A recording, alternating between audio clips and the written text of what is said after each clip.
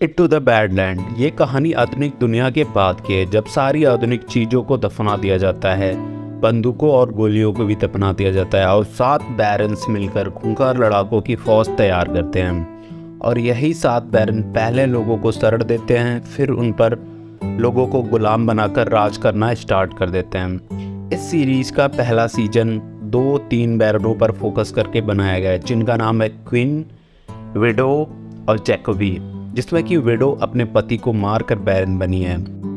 अब स्टोरी पर आते हैं। दिखाया जाता है सनी को, जो क्वीन के लिए काम करता है और क्वीन की क्लिपर्स फौज का हेड भी है। सनी लुटेरों से एमके नाम के एक मिस्टीरियस लड़के को बचाता है। सनी एमके को क्वीन के फोर्ट में ले आता है और सनी क्वीन को बताता है कि विडो ने इसको लाने के लिए लुटेरों को भेजा था और उन्हें पैसे भी दिए थे। जिसके बाद सनी एमके को अपना कोल्ट बना लेता है, यानी उसे ट्रेनिंग के लिए रख लेता है।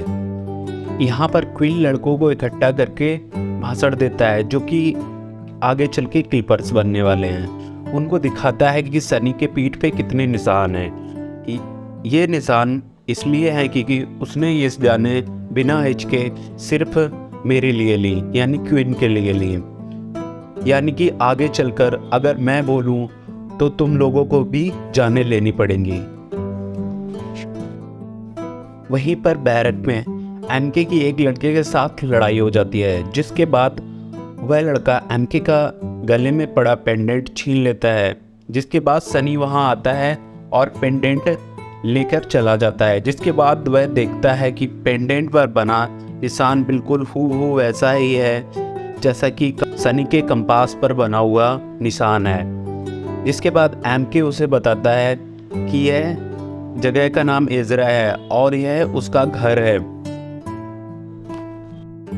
सनी उस पेंडेंट को देख ही रहा होता है, जिसके बाद राइडर वहां आ जाता है और एमके के पेंडेंट को लेकर चला जाता है। जिसके बाद दिखाया जाता है एमके का एक लड़के से फिर से लड़ाई हो जाता है। जिसके बाद एमके का खून भी निकल आता है। वह खून के देखते ही आग बबूला हो जाता है, अपना होश खो देता है और उसकी आंखें काली पड़ जाती हैं। जिसके बाद वह एक ही झटके में लड़के की आंख फोड़ देता है। सनी समझ जाता है कि हाँ, विडो इसी वजह से इस लड़के की तलाश कर रही थी। जिसके बाद एमके राइडर के कमरे में जाता है, क्योंकि उसे अपना पेंडेंट वापस लेना था। वह पेंडेंट उसकी माँ ने दिया था, लेकिन वह पकड़ा जाता है और राइडर उसे चोरी की जुर्म में कल मौत की सज़ा देगा। जिसके बाद सनी एमके की भागने में मदद करता है। साथ ही सनी की गर्लफ्रेंड वेल को दिखाया जाता है, जो कि प्रेग्नेंट हो गई है और वह बच्चे को पालना चाहती है। पर सनी वेल को वार्न करता है कि क्लिपर्स ना तो बीवी रख सकते हैं ना तो बच्चे रख सकते हैं, इसके लिए क्वीन मौत की सज़ा देगा। एमके फोर्ट से भागने के बाद अनजाने में विडो की टेरिटरी में पहुंच जाता है, जहां पर वह टिल्डा से मिलता है। टिल्डा विडो को अपनी मां मानती है और वह एक स्किल्ड फाइटर भी है। वह एमके को विडो से मिलाती है। जिसके बाद विडो टिल्डा को एमके को कट लगाने को कहती है, ताकि उसे पता चल सके कहीं ये वही मिस्टीरियस बॉय तो नहीं है। पर टिल्डा ऐसा नहीं करती है।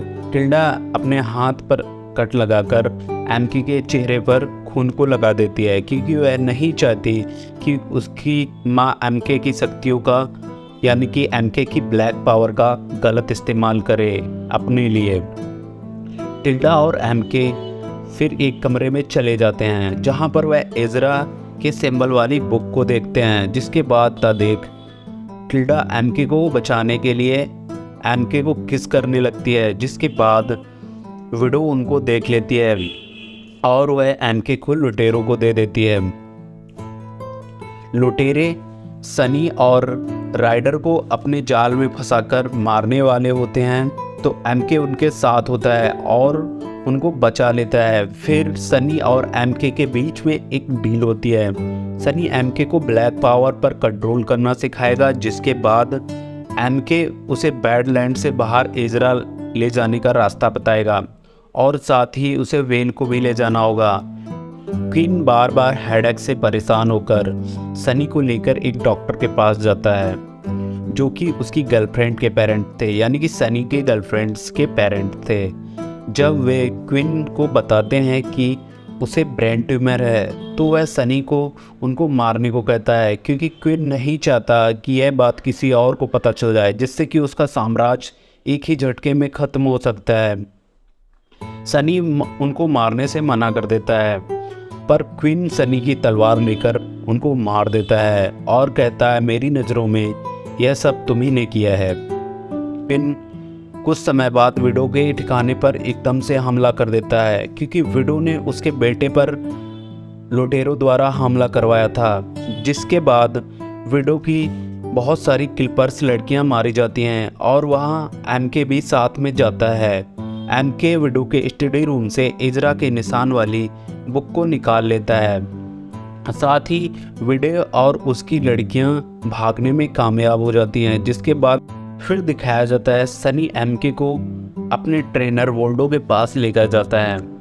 एमके वोल्डो को अंडर एस्टिमेट करता है क्योंकि वह एक व्हील चेयर पर था, जिसके बाद वोल्डो और एमके में लड़ाई होती है, जिसके बाद एमके एक अच्छा सबक सीख जाता है और एमके हार मान लेता है। दूसरी तरफ दिखाया जाता है राइडर अभी तक ठीक नहीं हुआ है जब से लुटेरों ने उसको मारा था। जेड, जो कि क्विन की होने वाली दूसरी बीवी है, वह राइडर की बचपन से गर्लफ्रेंड भी थी।